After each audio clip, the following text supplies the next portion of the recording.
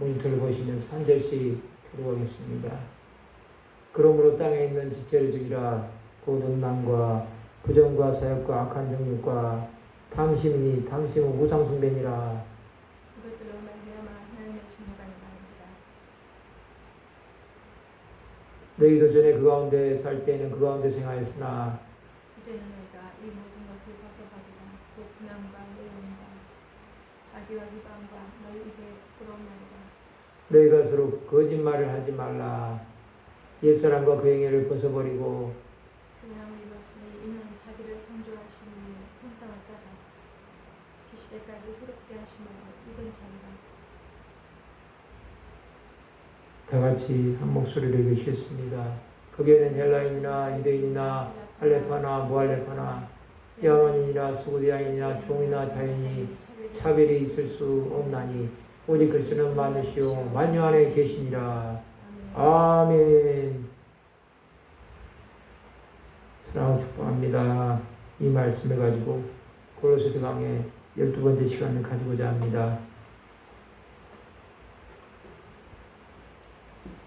오늘 이 말씀의 주제는 그리스도 안에서 새 사람 된 성도가 버려야 할 옛사람의 습성이라고 볼 수 있습니다. 오늘 본문 5절에서 9절까지 보면 성도들이 버려야 할 죄악에 대해서 말씀하고 있습니다. 그 가운데 첫 번째는 성품적인 기질들에 대해서 말씀하고 있습니다. 그것이 5절에서 7절에 있는 말씀입니다. 음란과 부정과 사욕과 악한 정욕과 탐심이라고 말씀하고 있습니다. 두 번째로는 행실적인 것을 말하고 있습니다. 8절에서 9절에 있는 말씀으로 분함과 노여움과 악의와 비방과 부끄러운 말과 거짓말과 같은 것들입니다.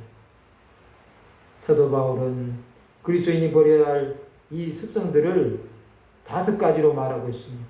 또 행위적인 습성들 5가지를 말하면서 구분하고 있습니다. 이것은 이 죄가 성도에 대처하는 방안이 다르기 때문입니다. 바울은 마음에 짓는 죄에 대해서는 죽이라고 말씀하고 있습니다. 그것이 오늘 본문 5절에 있는 말씀입니다.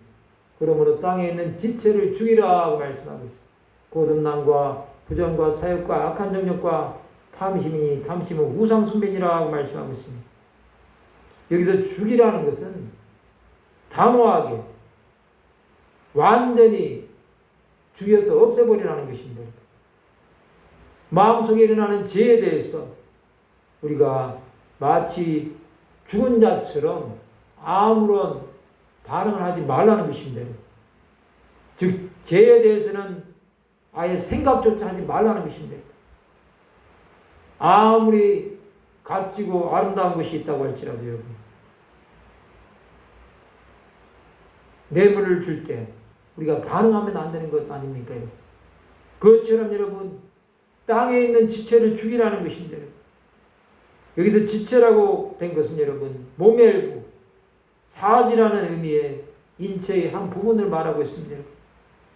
그러나 여러분 땅에 있는 지체는 비유적으로 말하면 인간의 타락한 죄성에 대해서 말씀하고 있습니다. 바울은 이러한 사람의 마음속에 있는 죄를 5가지로 말합니다. 오늘 본문 5절에 있는 말씀처럼 음란과 부정과 사욕과 악한 정욕과 탐심이니 탐심은 우상 숭배라고 말씀하고 있습니다. 이 5가지 중에 가장 끝에 있는 것이 탐심입니다. 이 5가지를 한마디로 말하면 여러분 마음에서 나오는 죄악이라는 것입니다. 음란과 부정과 사욕과 악한 정욕, 탐심. 여러분 이것을 한번 생각해 보면 얼마나 사람의 마음이 간악한지 그것을 우리가 알 수 있습니다. 이 탐심을 한번 생각해 보십시오. 사람이 돈에 대해서 탐심을 가질 수가 있습니다. 여러분. 이 탐심을 가지면 부정과 사욕이 나타나게 됩니다. 또 여러분 하나님께서 자신에게 주신 것을 만족할 줄 모르고 대하는 탐심은 여러분 죄악의 뿌리가 될 수 있다는 것입니다. 이러한 탐심이 마음에 사로잡게 되면 하나님 대신 그 탐심이 주인이 되어버립니다. 또 우상이 됩니다. 또 하나님과 나 사이에 있는 이 우상으로 인해서 보이지 않는다는 것입니다. 하나님이 전혀 보이지 않습니다. 어떤 사람은 돈이 될 수 있고 어떤 사람에게는 이성이나 명예 등이 우상이 될 수 있습니다. 또 심한 사람은 여러분 가족이 우상이 될 수 있고 자녀가 우상이 될 수 있고 또한 자신이 사랑하는 사람들이 우상이 될 수도 있지 않습니까? 여러분? 이렇게 되면 여러분 하나님이 보이지 않습니다. 여러분. 바울은 이러한 이유 때문에 땅에 있는 지체를 죽이라고 말하고 있습니다. 그러나 이것은 사람 힘으로 할 수 없습니다. 여러분. 성령님께서 우리를 도우시지 않으면 함께 하시지 않으면 이것은 도저히 버릴 수가 없다는 것입니다. 또 일시적인 성령 세례만으로도 될 수 없습니다. 여러분. 항상 성령이 충만하여야 된다는 것입니다. 5절에서 제시한 이 5가지는 옛사람의 성품들을 말하는 것입니다. 이러한 죄가 자리 잡으면 사람에게 영향력을 미치게 됩니다. 그것이 그 사람을 무너지게 만든다는 것입니다. 여러분, 그 가운데서 오늘 본문에 나오는 이 음란, 이것은 굉장히 무서운 죄악입니다. 이것에서 여러분, 사람들이 정상적인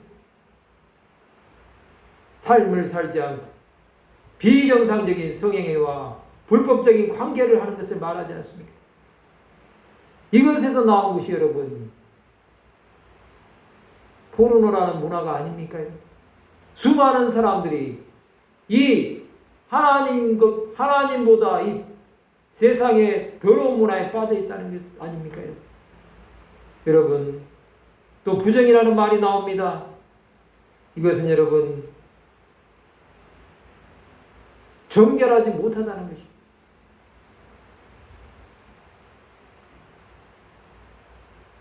이것은 여러분 우상숭배, 또 세상의 모든 죄악들을 말씀하고 있습니다. 또 사욕이 나옵니다. 여러분, 사욕은 여러분 정욕으로 번역될 수 있습니다. 정말로 악한 욕구를 가지고 있는 것을 말합니다. 또 제어하기 어려운 욕구, 도저히 불가능하다고 할 수 있는 그러한 행위들을 말하고 있습니다. 또 네 번째로는 정욕이 나옵니다. 이 정욕은 여러분 사람이 도저히 감당할 수 없는 욕구를 말하지 않습니까?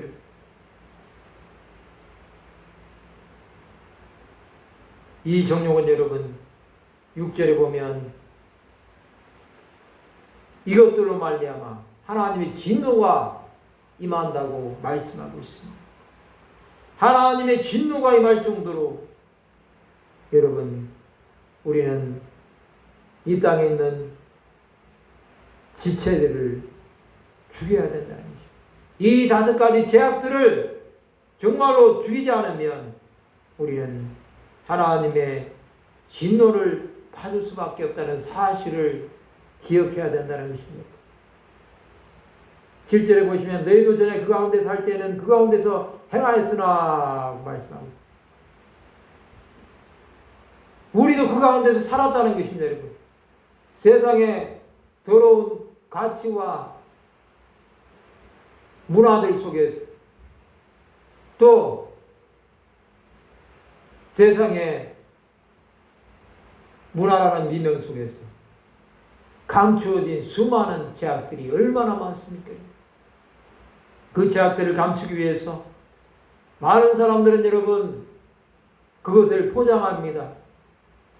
그것을 영상이라는 매체를 통해서 포장하고 또 대중문화라는 것으로 인해서 포스트 모더니즘,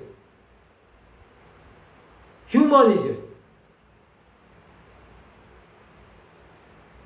또 계몽주의라는 단어를 써서 수많은 사람들이 그것을 통해서 자신들이 정당하다고 합리화하지 않습니까? 이러한 죄들을 지으면서도 사람들은 여러분 그 죄가 자신을 주장하면도 그것을 인정하지 않습니다.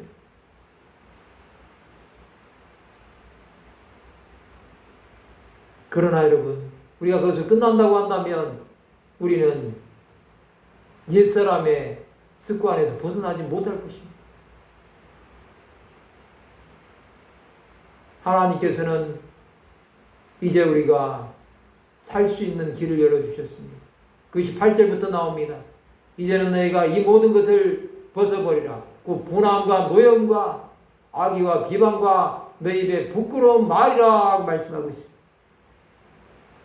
또 9절에 보면 내가 서로 거짓말을 하지 말라 말씀하고 있습니다. 옛사람과 그 영예를 벗어버리고 라고 말씀하고 있습니다. 한마디로 말하면 옛사람과 그 행위를 벗어버리라는 것입니다. 우리가 한번 목욕했다고 해서 여러분 세수를 하지 않으면 안 되지 않습니까? 우리는 그리스도로 말미암아 의롭다함을 받았다고 할지라도 날마다 우리 죄를 씻어내야 됩니다. 더러운 쓰레기 같은 것들 우리는 그것을 다 버리고 여러분 하나님께 가까이 나가야 된다는 것입니다. 이 더러운 쓰레기 같은 것들이 여러분 오늘 본문 8절에 나오는 이 5가지입니다. 분함과 노염과 악의와 비방과 너희 입에 부끄러운 말이라 말씀하고 있습니다. 이 분함이라는 말은 여러분 남을 해하려고 하는 독한 마음을 말하고 있습니다. 이런 마음을 우리는 가지면 안 됩니다, 여러분.